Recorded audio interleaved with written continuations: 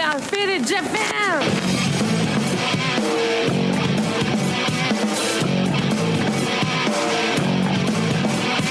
Yeah, all the time I'm on business. I'm all about my business, but I ain't got no briefcase. Yeah, all I got's some whiskey. Open and the whiskey, bring it to you.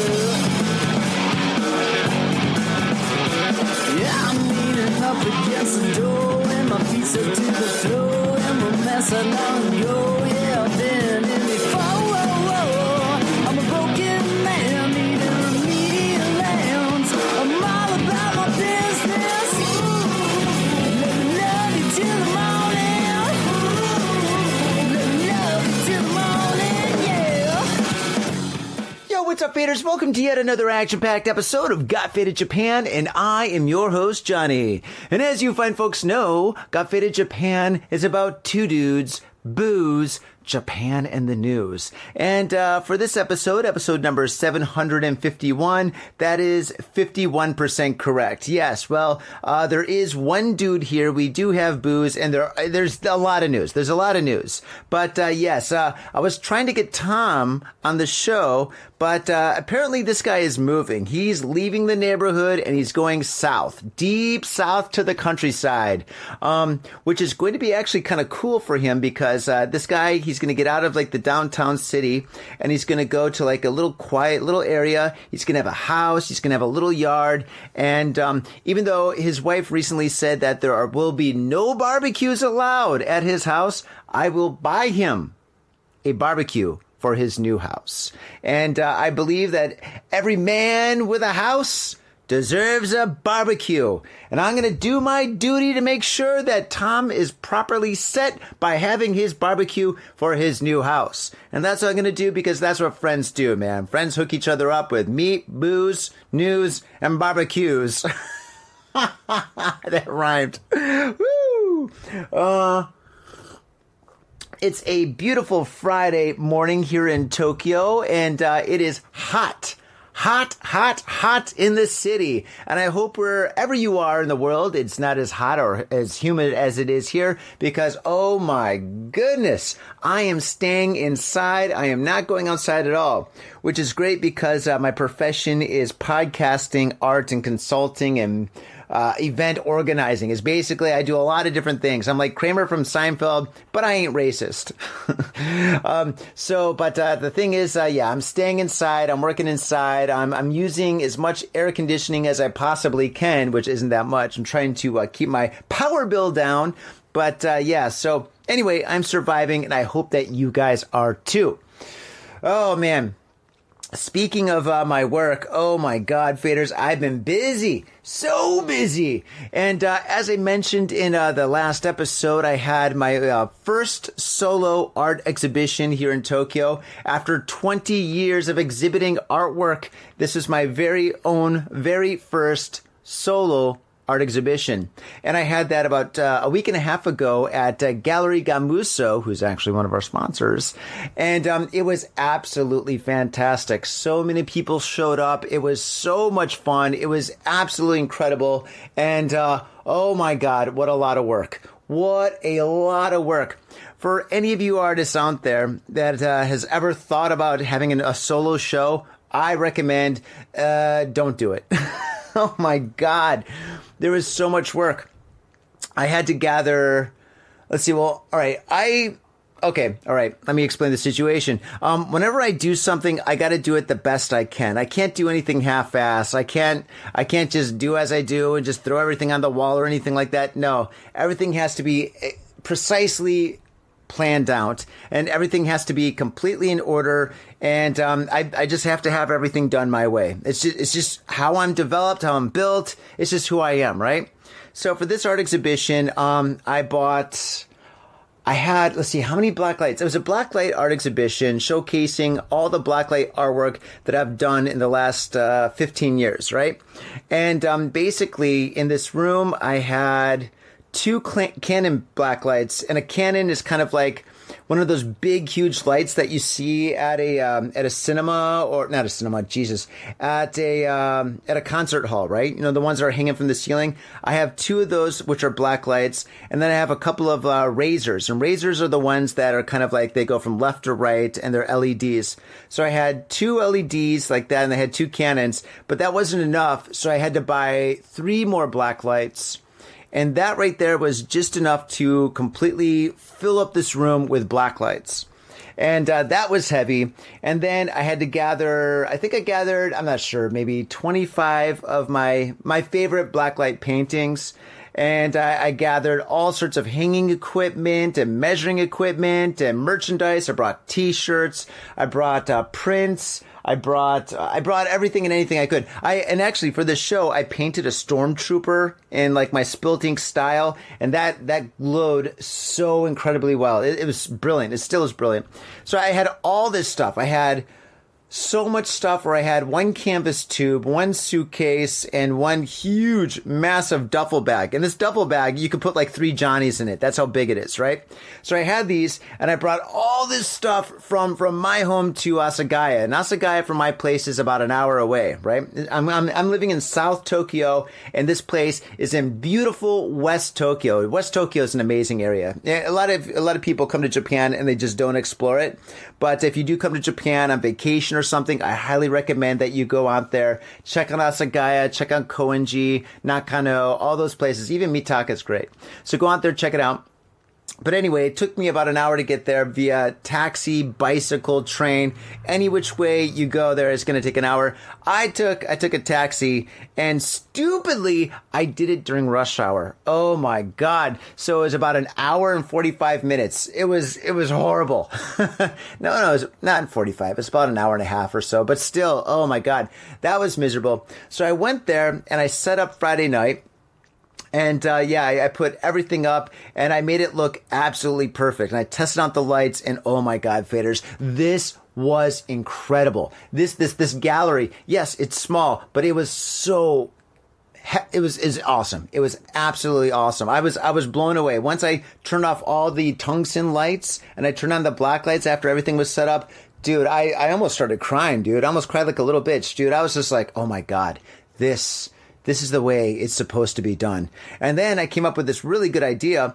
I was like, okay, all the paintings are on the walls. How about if I take like yarn or string or something that's white and I have it go around like the gallery like lasers? So I did that, and it was so electric. It was so electric. It was so 80s. It was so 80s. My eyes and my mind exploded.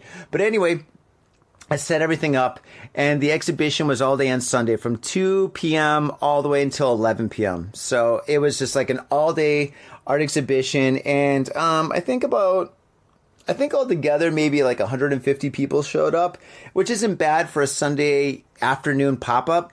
And I sold some paintings, sold a lot of shirts, a lot of tote bags. Everybody that came and bought stuff and supported, thank you so much. Every single person that came definitely drank a lot at the bar. I guess my crowd loves to drink. Surprise! And that was absolutely fantastic. It was great, and it was hot as balls outside, so I drank way too much alcohol when I should have been drinking water. And by the end of the evening, I was messed up. Oh my God. But not embarrassing messed up, but I was just like, oh my God, I think I'm really drunk. I'm just going to kind of quietly stand in the corner and sip on my beer and let everybody come in and just enjoy all the artwork. Speaking of, I'm having a drink right now. So, it was brilliant. But, on the way home, after I broke everything down and put everything in bags, I took a taxi. And this was a very interesting situation. Yes, when I left that gallery, I took a taxi, and the taxi driver was a kind old man. It was like maybe 1 o'clock in the morning, and this guy, he let me put my suitcase and my bag and a couple other bags of like goodies that friends gave me and stuff, like just like T-shirts and bottles of whiskey or whatever. You know, thank you for that, by the way. So I got in the taxi, and we drove all the way back home. But the guy was really, really, really old, and he made a mistake on the directions, and he went down a wrong way. Well, no, not a wrong way. He went down the wrong way on a one-way street. And I was like, you know what? I'm so drunk. I don't want to give you directions about where to go. Just let me off here. It's 2 blocks away from my place. 2 blocks away from my place. So I get everything out. I got the suitcase. I got the bag. I got the canvas tube. I got another bag in my hands. And I'm like, all right, see you later. And the taxi driver drives away. And then I'm like, all right. Oh, shit. I realized I had too much stuff and I couldn't take that stuff all the way to my place. And I was like, oh my God, what am I going to do? What am I going to do? So I looked at my watch and it was like, I don't know, it was like 2 o'clock in the morning or something. It was like super, super, super late. And I looked around and there were no cars, no people, no nothing on the streets. Nothing. So I was like, all right, cool. So I'll just walk 2 blocks, take the stuff to my place, drop it off, and then come back and then pick up the suitcase and take it home. Perfect. Smart idea. That sounds logical. So that's what I did. I grabbed my stuff and I carried it and I brought it all the way back to my apartment and then I dropped it off and I'm like, all right, time to pick up the suitcase. So I went down the street to pick up the suitcase. But when I appeared in the same location where I thought it was dropped off, it wasn't there. And I was like, what the hell? The suitcase, wasn't it right here? And I looked around and there's no people, no cars, no nothing. It's Sunday night, late at night. There's nobody around, right? And I'm like, oh my God, I must have left it in the taxi. Oh God, I'm so stupid. Oh my God, being this drunk is crazy, man. My brain is out of control. So I checked my pocket and I still had the taxi driver's receipt. Because like in Japan, when you take a taxi, they always give you a receipt. You can say yes or no to the receipt. I highly recommend for anybody coming to Japan that you take that receipt. That receipt has the taxi driver's name, his ID, it's got the company's name, their phone number. So if you happen to leave your phone or your wallet or something in the taxi, you can just call that number and they'll say you can come and pick it up, or they'll drop it off at a police station where you can pick it up, or sometimes they'll drop it off. They'll come to your place and drop it off. That's what happened to my wife once. That was pretty awesome. Taxi drivers are pretty cool. So anyway, I'm like, all right, I got the phone number. I'm not going to call tonight. I'll call in the morning and I'll get my suitcase. I mean, what's going to happen, right? The suitcase is in the car. It's going to be fine. So I thought I had the suitcase in the car. And I went back home and I fell asleep. And then I woke up the next day, called the number, and they said that they didn't have the suitcase. And I was like, what? What? Maybe my Japanese is off. Maybe my accent is throwing them off or something. Maybe something's odd. So I had my wife call the taxi company 20 minutes later. She called the taxi company, and my wife, she's a strong lady. She's a strong lady, right? So she calls and she made them rewatch the video, because in taxi cabs, there's like at least like 2 or 3 cameras that are on you, right? For security purposes. And so they rewatched the video, called her back and stuff, and they're like, no, there's a video of the taxi driver dropping off the luggage with your husband. You know, they looked happy. They're smiling. Everybody's having a good time. Woo! So my wife told that to me, and she's like, listen, you got to file a lost and found report at the police station. And I'm like, what? I got to go to the police station and file a lost and found report? Well, obviously somebody stole the suitcase. I thought I took it out and I went home and then I was going to go pick it up. You know, I thought that's okay, whatever, you know. Like I said, my wife is a very strong lady. She made me do it. So I went to the major police station in the area. Now, this police station is not a small little police box. It's a major police station. There's like 8 floors in this building. It's like the same police station from RoboCop, right? It's really active, lots of cops, you know. So I go in there, I go to the front desk, and I explain my situation. I go, hey, last night I lost my suitcase right down the street. And the lady's like, oh, yes, coming to Japan and losing your suitcase is very terrible. I'm very sorry about that. She thought I was a tourist. And I was like, oh, well, okay, yeah, well, where's the lost and found? She goes, it's right upstairs. Very nice, very polite. They're great. So I went up to the second floor, and I went to the lost and found department of the police station, and I started talking to this police officer, a lovely lady, very nice, and I started telling her my situation. I'm like, listen, I left it, I went to my home, I was going to come back for it, it was gone, I thought I was in a taxi cab, it wasn't in a taxi cab, something happened to it, I don't know, I have no idea, UFOs, aliens, whatever, I don't know, it's gone. And so the lady looks at me and she goes, yes, was the color red? And I said, yes, it was actually. She goes, did it have small little black wheels on it? And I'm like, well, that's an odd question to ask. Yeah, it actually did. She goes, yes, was it I forget the name of the company, but she goes, was it a blah, blah, blah, blah, blah company? And I'm like, I believe so. And then she gets up and everybody looks at her because apparently this doesn't happen every day. She goes behind this little like room, kind of like barrier kind of thing. I don't know. She goes back there, pulls out my suitcase, and she goes, is this it? And I'm like, yes. And she goes, what's in it? And I'm like, oh, okay, well, there's a Star Wars figure, wires, some black lights, some prints, some T-shirts of the Star Wars figure, and all this other stuff. And she goes, oh, yeah? Open it. And I'm like, well, sure, no problem. So I open it, and soon enough, all my stuff was in there. I couldn't believe it. So I asked her, I'm like, what happened? Like, I mean, how did you guys get this, you know? And she said that a police officer was going down the street and just saw this piece of luggage that was in the middle of the sidewalk. And he's like, oh my goodness, somebody lost a piece of luggage. I have no idea. Let me just take it in and put it in the lost and found, and somebody will pick it up. Which they did! And it was me! Oh my God. And so I gotta say thank you very much to the good police force of Japan for doing something so awesome. Oh my gosh. Yeah, I can't believe that they had my suitcase. I mean, that was so incredible. So yeah, you know, the police officers here, I mean, they're just like any other profession, you know. Some of them are a little strange, but most of them are just fantastic people. And yeah, I was really, really lucky to have this situation end happily and stuff. And so, yeah, once again, I want to thank the police officers of Japan for doing a wonderful job. Thank you so much. I sincerely appreciate the hard work that you guys do, and thank you for keeping my suitcase safe. Because, hey, let's think about it. What if that police officer didn't take my suitcase?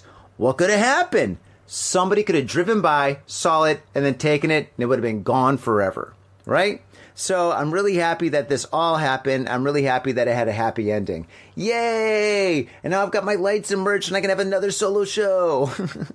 Yeah. Oh, speaking of solo show and all this stuff, I want to say thank you to everybody that supported my work so far and stuff this summer. Oh my goodness.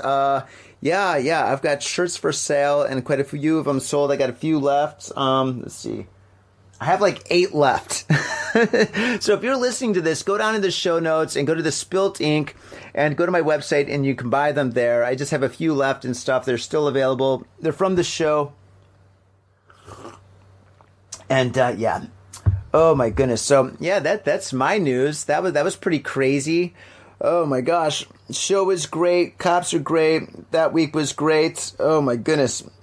So let's see what I want to do right now, since it's just me all by myself. Let's take a little break. And in this break, we've got some commercials. So listen to the commercials, listen to our sponsors, support our sponsors, and I'll be right back with the news. Thanks, Faders. Peace.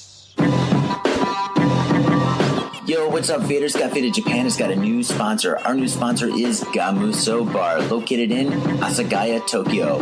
If you're kicking it in Tokyo and you want to get your groove on, get your fade on, you better get your ass down to Gamuso. Gamuso is located in Asagaya. It's about 11 minutes from Shinjuku Station on the Chuo line. Gamuso has weekly bands, weekly performances. And hell, if you got your own event and you want to hold it at Gamuso, we'd love to host you. So contact Gamuso at www.gamuso.com. That's www.gamuso.com. That's right, Gamuso has not only beers in the bottle, but beers on tap. We've got every drink you want, so come on down to Gamuso. Gamuso, and if I'm working, tip me. Have your attention, please. Attention. Hey, yo, what's up, Vaders? Johnny here. You know I love booze and news, but I also love art. So come on down to thespiltink.com and check my art out. I've got tons of stuff there for you to check out. I've got paintings, I got prints, I got videos. And I tell you what, if you like a painting, I could probably sell it to you. And I tell you what, if I can't sell you that painting, I will definitely sell you a print. I've got prints of all my work. Prints are about 2,000 yen each, about $20, but if you buy two, you get the third one for free. So come on down to thespiltink.com. Yo, and on top of that, I'm looking for commissioned work. So if there's something that you want me to do, I can make it for you. Just check out my stuff and see if you like my style. And if you like my style, I can definitely paint you anything on canvas, paper, whatever. I've done it all. So come on down to thespiltink.com. That is THESPILTINK.com. Thespiltink.com. Proper. Mitsuya Liquors. Yo, what's up, faders? If you're in Asia, if you're in Japan, if you're in Tokyo, if you're in Asagaya, you better get down to Mitsuya Liquors. That's right. For the most affordable prices in Japan, you can get over 300 different kinds of beer. That's right, over 300 different kinds of beer. And of course, they got all the shochu you need, all the sake you need, and of course, they got wine from California to Italy to France to New Zealand. They got it all. When I say they got it all, they really, seriously got it all. There's no joke about that. So get down to Mitsuya Liquors. And if you go in there and you say, Got Faded Japan, you will be more than welcome to go into their back room and drink those beers that you just purchased. That's right, Got Faded Japan at Mitsuya Liquors. And 3 times a week, they have a sushi chef there. So get your sushi on, get your drink on, get your fade on, and come on down to Mitsuya Liquors, located comfortably in Asagaya, about 5-minute walk from the station. In Tokyo and craving soul food? We've got just the place for you. Soul Food House in Azabu-Juban. Check out what we do at soulfoodhouse.com. Come by and taste the love. We look forward to feeding you. Are you in Harajuku with some out-of-town friends or your family or significant others? Yeah! Do you want to chill and drink beer and eat sandwiches while your friends overpay for glitter unicorn socks? Yeah! And the flavor's gonna make you complete at Harry's Sandwich Company. So come on down to Harry's Sandwich Company in the heart of Harajuku, right off Takeshita Street. See you there! All right, and we are back, faders. Oh my God, I hope you got a nice cold drink with ice. Oh, my ice is melted.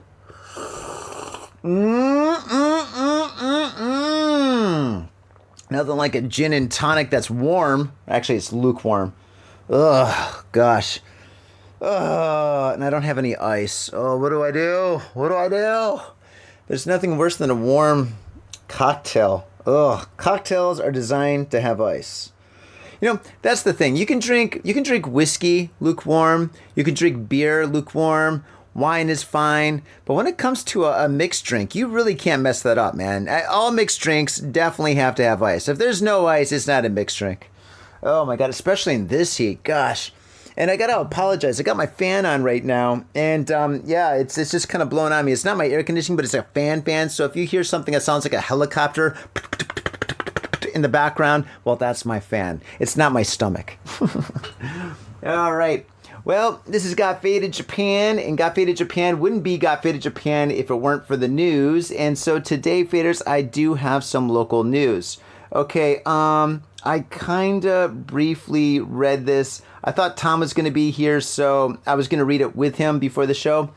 But hey, man, c'est la vie, as they say. And c'est la vie in Japanese is shikatanai.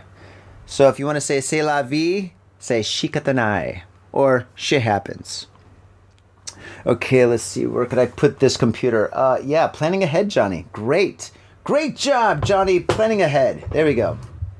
Okay, let me just move this here. This is great for audio. Whatever. Let's just hold it. Okay, so our first story for today. As you faders know, it is the Olympics the Olympics time once again. The Summer Olympics in Paris 2024. And yeah, it's quite fantastic, man. I guess Japan's doing pretty good. And speaking of good, I think right now they're doing great. Japan wins first ever women's team foil medal in Paris. U.S. takes gold. Okay, first off, I have no idea what a foil medal is, but let's read on. Japan held off a large charge by Canada to win the Paris Games foil fencing team bronze on Thursday, the nationals' first medal in the event at the Olympics. The team of Yoka Ueno and Komoaki Kimichi, Seira Azuma, and Kerin Miyawaki beat the Canadian team 33-2. Wow. At the Grand Palais in Paris, giving Japan its second fencing medal of the game after Koki Kano's gold in the men's individual épée on Sunday. I'm trying to read it with a American French accent. Oh, I'm terrible. Well, that's fantastic. Well, congratulations, ladies. That's amazing. You know, I'm American, as you faders know, but I've been living in Japan since, well, off and on since 1998 to 2002, but I permanently moved here in 2002. So when it comes to like the Olympics and any kind of like international games, you know, I'm Japan number one, America number two, and then the rest of the world is number three. The rest of the world is equal in my book. But yeah, I'm so happy when Japan wins like a gold medal or a silver or any medal and stuff. So this is awesome. This is really cool. This makes Johnny happy. So let me just raise my lukewarm drink and say hi, kampai. Oh, yummy. Okay, all right, I'm going to have to put my computer on something solid. Give me a second. It's hard to read and hold a computer at the same time. Let me just move things around. This is how professional I am without Tom. Tom, I need you, buddy. Move back to the city. Tom is ready for the burbs, but are the burbs ready for Tom? That is the question. Okay, here we go. Okay, so that was our first story. Let's move forward. Faders, in this next story, we're going to talk about a very famous man. This man, he had a documentary. He's traveled all over the world. He's done a lot of crazy things, and he's probably one of the most wealthy living artists in the world. Today, we're going to talk about Banksy in Japan. Oh, wait, no, I'm wrong. Whoa, this is not Banksy. This is completely, mildly, somewhat different than Banksy. Okay, all right, here we go. Okay, all right, this is the non-Banksy, somewhat Banksy story. Chinese man in Japan indicted over Yasukuni shrine graffiti. Okay, here we go. A Chinese man living in Japan was indicted Tuesday for allegedly spray painting the word, quote, toilet, end quote, in English on a stone pillar at the war-linked Yasukuni Shrine in Tokyo in May. Now, faders, I've seen a lot of graffiti all over the world, and I've seen a lot of interesting names. I've seen a lot of cool names too, right? But I've never, ever in my life of being an artist, an art enthusiast, an art lover, ever seen the name toilet graffitied anywhere. I've never seen that in English, Spanish, Chinese, Japanese, Korean, whatever. I have never seen that graffiti name or that tag. In fact, I've never seen. The only time I've seen toilet on the wall is when you walk into a room and it's an actual toilet. That's the only time I've seen that written on a wall, okay? I've never seen any graffiti, toilet. Okay, well, here we go. 2 other Chinese men have been put on the wanted list for their alleged involvement in the case. That's interesting. Do you think like they all drew a letter? T is mine. I'm Mr. T. Okay, which drew public attention due largely to a video posted on Chinese social media showing a man appearing to urinate on the pillar engraved with the shrine's name. Oh, man.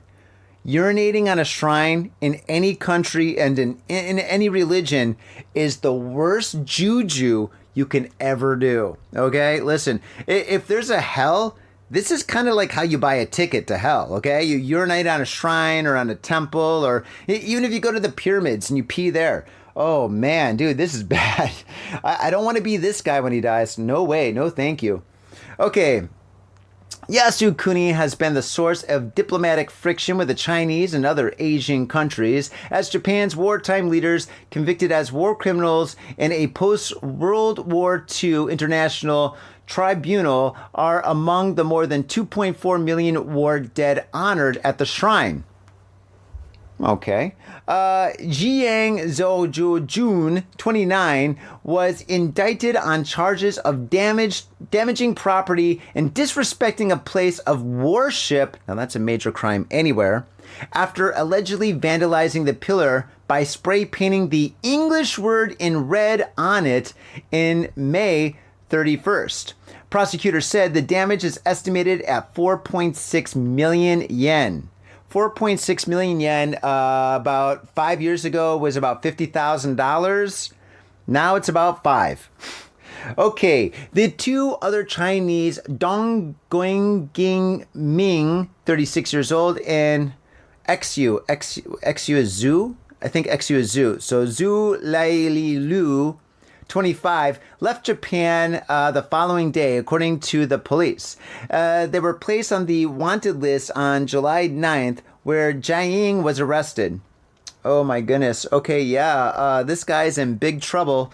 And these two other guys, if they ever come to Japan, they are in big doo-doo too. Yeah, so this is bad. Gosh, you know, peeing on graves, I've never understood why that was... okay, I understand peeing on graves is bad, but when you pee on a grave, I mean, it doesn't really hurt the guy that's dead because the guy is dead. When somebody says to you, like, all right, when I was a kid, somebody would say, like, I'm going to pee on your grave, or I'm going to piss on your grave, or something like that, or whatever, you know? And I'm like, really? I'll be dead. So, yeah, water the flowers, I guess. You know, I mean... What does it hurt if somebody pees on your grave, you know? And in fact, that might be a respectful thing. I mean, what if they're drinking beer all night? They're just drinking beer and whiskey and shochu or whatever, and then they pee on your grave. A little bit of that alcohol goes into the ground.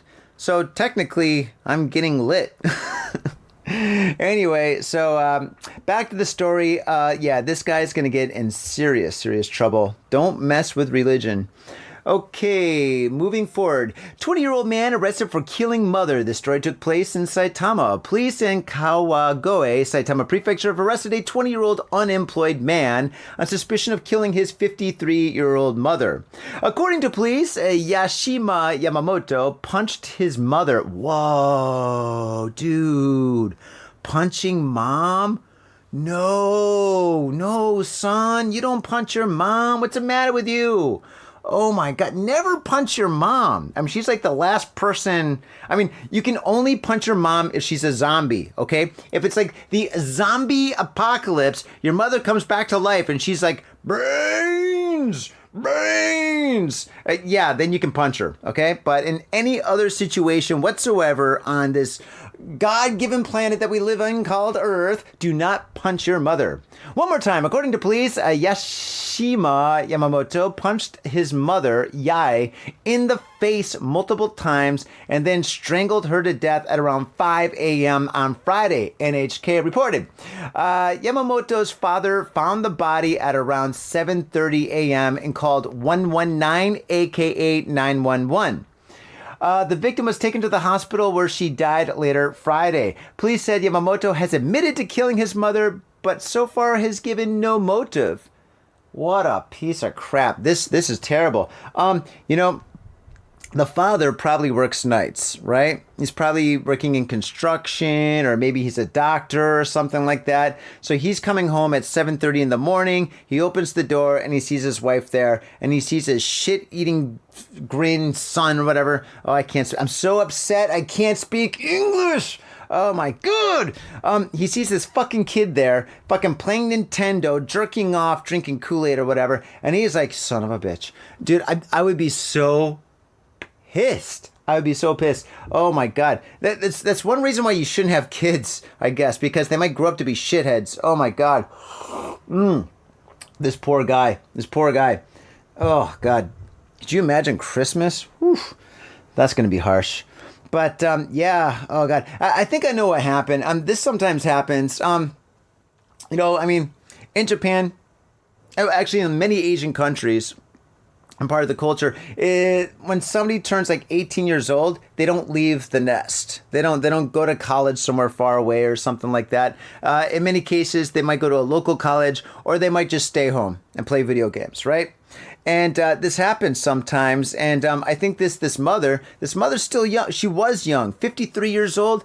That is not old. That is not, if you're maybe 20, that's old. But in my world, 53 years old is not old. And she's probably like sick of her son, who's unemployed at 20 years old, doing nothing with his life except for playing Nintendo, messing around, probably drinking beers, probably stealing his dad's beers and cigarettes, hanging out with his friends. And she's like, yo, you gotta A, get a job, and B, GTFO. Get out of this apartment. This apartment's not for you anymore. You gotta go. You gotta leave. You gotta live your life. Come on, I'm doing you a favor. Get out of here. Live a life. Go. Have an adventure.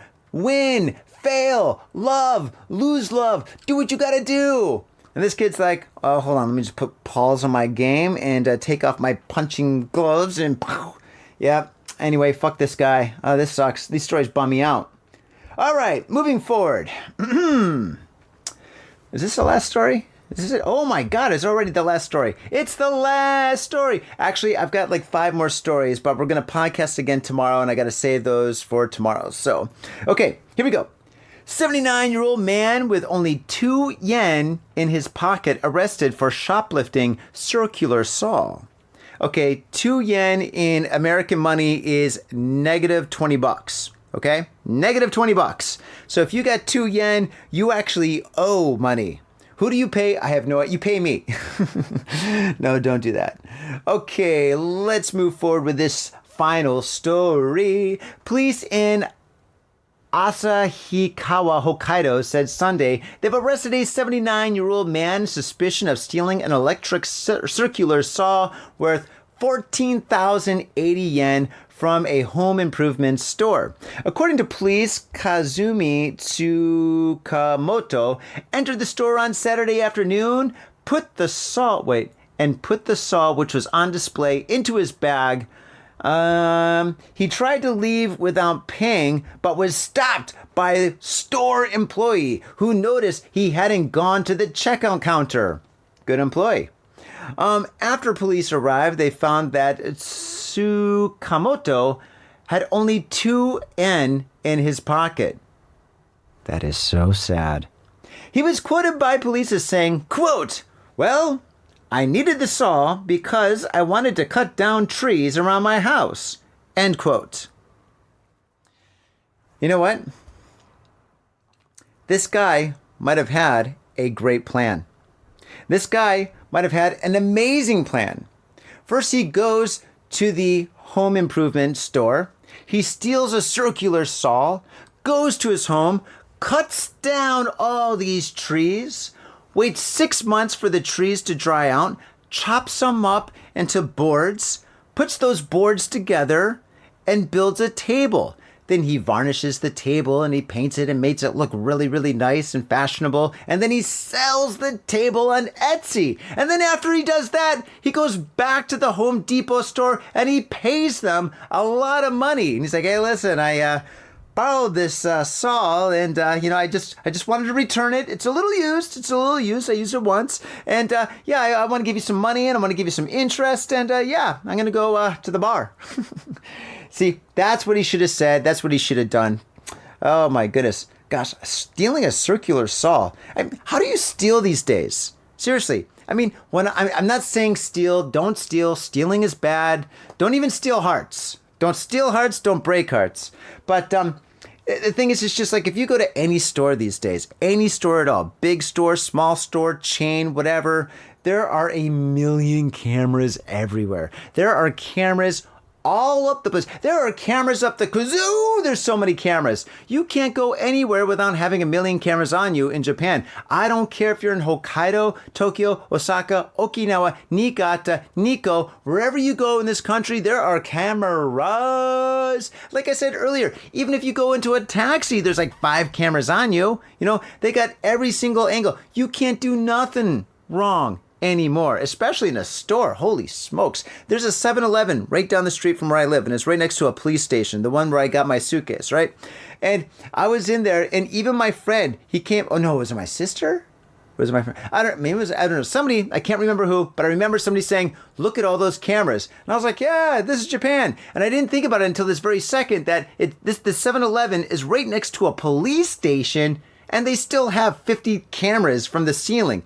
Oh my God, these cameras are high tech too. Holy smokes. They could probably see your heart beating. Bump, bump, bump, bump, bump, bump, bump, bump.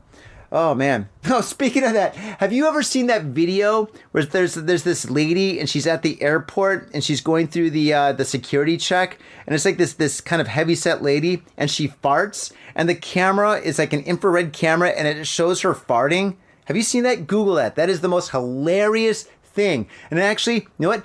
Google it, watch it, laugh your tail off. Laugh so hard where milk is coming out of your eyeballs, all right? And then after that, send it to a friend and just write, happy birthday, okay?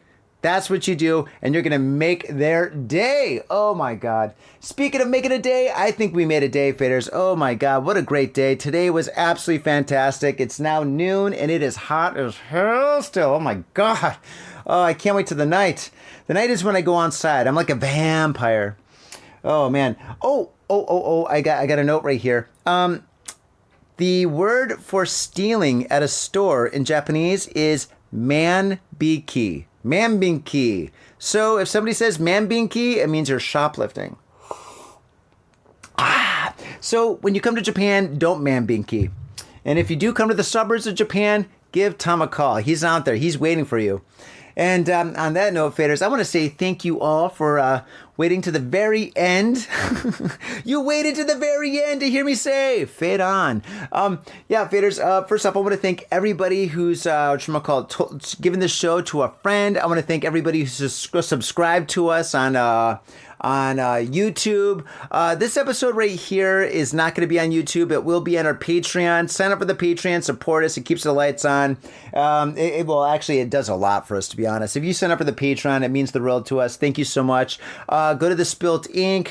Definitely check out my artwork there. I do commissions. There's lots of paintings there, lots of t-shirts. Well, actually 8 or 12 t-shirts left. Check those out. And yeah, faders, have a wonderful weekend. Have a great day. And yeah, we'll fade soon. Peace. My little brother, a goddamn shit-sucking vampire. Oh, you wait till Mom finds out, buddy. I've got a government job to abuse and a lonely wife to fuck. As far back as I can remember, I always wanted to be a gangster. God, the pressure! I can't take it! I can't take it! I can't stick to it!